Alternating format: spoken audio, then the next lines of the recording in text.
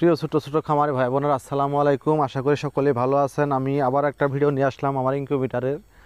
আসলে এই ডিম ফোটানো মেশিন অনেকেই খুঁজেন, অনেকেই চেষ্টা করেন, ডিম ফোটানো পারেন না। বা ডিম ফোটানো মেশিন যদি কারো লাগে 10 পিস 50 পিস 100 পিস 200 পিস ডিম ফোটানো মেশিন যদি লাগে, অবশ্যই স্ক্রিনে দেওয়া নাম্বারে ফোন করে যোগাযোগ করবেন। আমার কাছে যে কোনো কোয়ালিটির মেশিন ইনশাল্লাহ পাইবেন। আর বিশেষ করে আমার তিথি মুরগির ডিম ফুটাইতেছি, একই মেশিন আমি কোয়েল পাখির ডিম ফুটাইতেছি। আসলে ডিম দে বহানি ডিম বহানোর পরে যে ডিম 6 দিন 7 দিন 8 দিন ডিমগুলার যে ক্লিনিং করা হয়, মানে পরীক্ষা করা হয় যে ভিতরে বাচ্চা আছে কি না, এটা যে পরীক্ষা করা হয় ওটা অনেকে হয়তো জানেন না। ছোটো ছোটো খামার যারা করছেন, ছোটো ছোটো মেশিন কিনছেন, আপনারা এটা বুঝেন না। আপনারা সাধারণত একটা টর্চ লাইট, হয়তো মোবাইলের লাইট ব্যবহার করতে পারবেন। ব্যবহার করে আপনারা সুন্দর মতো ডিমগুলো ক্লিনিং করতে পারবেন, ডিমগুলো পরীক্ষা করতে পারবেন ভিতরে বাচ্চা আছে কি না। অবশ্যই আপনারা এটা পরীক্ষা করতে পারবেন আমার এই ভিডিও দেখলে ইনশাল্লাহ। আমার ডিমের বয়স যেহেতু আজকে 7 দিন, আমি ডিমগুলো আজকে ক্লিনিং করতেছি, মানে পরীক্ষা করতেছি কি পরিমাণ ডিমের ভিতরে বাচ্চা হয়েছে, এর জন্য বিশেষ করে চেক করা। আর ভাবলাম চেক জন করতে আছে, অনেকে আমার কমেন্ট করে প্রশ্ন করে, ভাইয়া ডিম কীভাবে পরীক্ষা করা হয়, কীভাবে চেক করব, বুঝি না। আপনাদের ঘরে তো এখন সবার ঘরে তো অ্যান্ড্রয়েড মোবাইল আছে, বা বাটন ফোন আছে, বা টর্চ লাইট আছে। আপনারা যে কোনো লাইটের আলো দিয়ে ডিমগুলো সুন্দর মতো চেক করতে পারবেন, কোনো সমস্যা হবে না।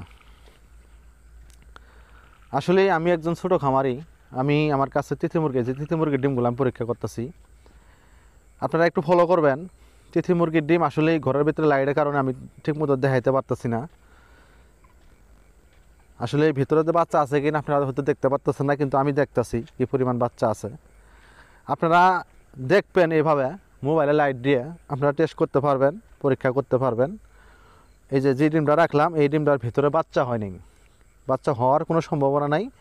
এর জন্য এই ডিমটা আমি আপাতত নিচে রাখলাম। এই ডিমটা আমি চাইলে খাইতে পারবো, চাইলে আমি বিক্রিও করতে পারবো।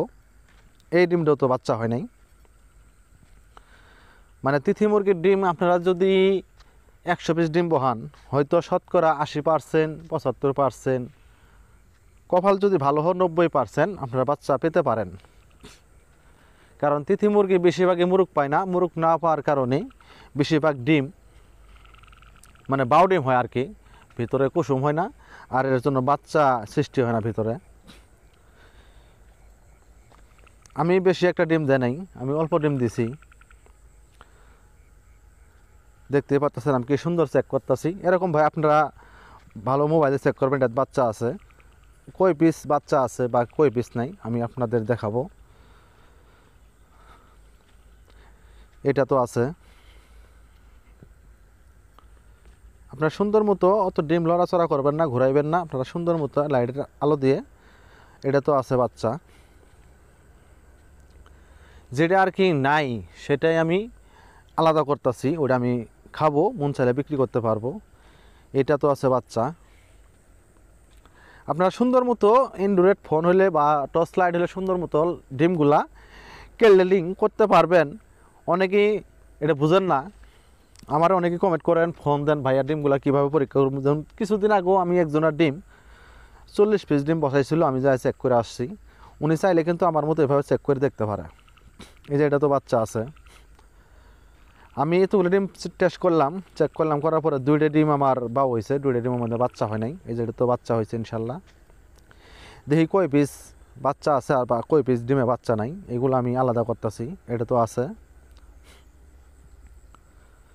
আর বিশেষ করে কোয়েল পাখির ডিম বসাইছি আমি নিচে, কিন্তু কোয়েল পাখির ডিম আমি চেক করবো না, যেহেতু কোয়েল পাখির ডিম অনেক ছোটো। এই যে ডিমটা বাউ ডিম হয়েছে, ডিমে তো বাচ্চা হওয়ার সম্ভাবনা নাই। এই যে এই ডিমটা তো বাচ্চা হবে ইনশাল্লাহ। 7 দিনের মধ্যে আপনারা ডিমগুলো যখন লাইটে ধরবেন, অবশ্যই আপনারা বুঝতে পারবেন যে ডিমগুলোতে বাচ্চা আছে কি না। যেহেতু রোগের মতো অনেক কটা শির দেখা যাব ডিমের ভিতরে, ভাববেন ওটাতে বাচ্চা আছে। লাল দেখা যাবো, টোটাল লাল, রোগের মতো দেখা যাবো, ওটাতে বাচ্চা আছে, যেটা তো বাচ্চা আছে। আমি 1 পিস কবুতরের ডিমও দিছি, যেহেতু 1 পিস কবুতরের ডিম আমার কবুতর আলাদা করে রাখছিল, নেয় না, এর জন্য 1 পিস কবুতরের ডিমও আমি মেশিনে রাখছি, দেখি ফোড়ে কিনা। এটা তো বাচ্চা আছে, দেখতেই পাচ্ছেন, এটা তো বাচ্চা আছে। লাইটের আলো দিলেই বোঝা যায় কোনটাত বাচ্চা আছে কোনটাত বাচ্চা নাই। আপনারা চাইলে চেষ্টা করে দেখবেন, অবশ্যই আপনারা বুঝতে পারবেন। একবার ইজি, সহজ। এটা শুধু আপনারা যারা যারা ছোটো ছোটো খামার করছেন, নিজেরাই ডিম ফোড়ানোর চেষ্টা করেন, শুধু তাদের জন্য এই ভিডিওটা। আপনারা অনেকেই আমার প্রশ্ন করেন, আপনারা জানেন না, বুঝেন না। আর যারা অটো মেশিন ছাড়া ডিম ফোড়ান, অবশ্যই দিনে 3 থেকে 4 বার ডিমগুলো ঘুরিয়ে দিবেন। এই যে ডিমটা তো বাচ্চা নাই। আমি সবগুলো ডিম টেস্ট করলাম, পরীক্ষা করলাম, করার পরে 3 পিস ডিম আমি বাও পাইছি। 3 পিস ডিমে বাচ্চা হওয়ার সম্ভাবনা নাই। এর জন্য আমি 3 পিস ডিম নিচে রাখছি। এগুলো হয়তো আমি খাওয়া হলাইবো, নাহলে বিক্রি করে দেবো। আপাতত 30 পিস ডিম আমি বসাইছিলাম তিথি মুরগির, তার মধ্যে 3 পিস ডেমিস। এই যে কবুতরের ডিম, কবুতরের ডিমটাও তো সুন্দর মতো বাচ্চা হয়েছে। এই যে 3 পিস ডিম, এই 3 পিস ডিমে বাচ্চা হওয়ার সম্ভাবনা নাই। এই যে উপর রাখলাম, এই ডিমগুলো আমি খাবো ইনশাল্লাহ।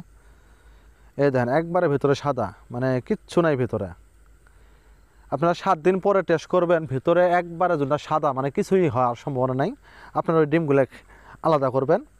আর যেটাতে দেখবেন যে রক্তের মতো, রোগের মতো লাল সিঁড়ি জন্ম হয়েছে, ওটাতে ভাববেন বাচ্চা আছে, ওটা বাচ্চা হওয়া ইনশাল্লাহ। আর অনেকেই তাপমাত্রা আর্দ্রতা বোঝেন না, যে অনেকে ভাই তাপমাত্রা 37 আছে, আর্দ্রতা 50 আছে, 45 আছে, আর্দ্রতা কীভাবে বাড়াবো? আপনারা চাইলে মোটা ন্যাকড়া বা কাপড় ভিজাইয়া যদি আপনার মেশিনে রাখেন, অবশ্যই তাপমাত্রা আর্দ্রতা 80, 70, 75 উঠবো। শুধু কাপড় ভিজাই দিলে হবে না, লাইটের নিচে অবশ্যই ভালো পানি রাখবেন। আর্দ্রতা যদি তাও না উড়ে, আপনারা ভারী একটা কাপড় ভিজাইয়া মেশিনের যে কোনো এক সাইডে রাখবেন। আশা করি আর্দ্রতা 70, 80, 85 উঠবো ইনশাল্লাহ।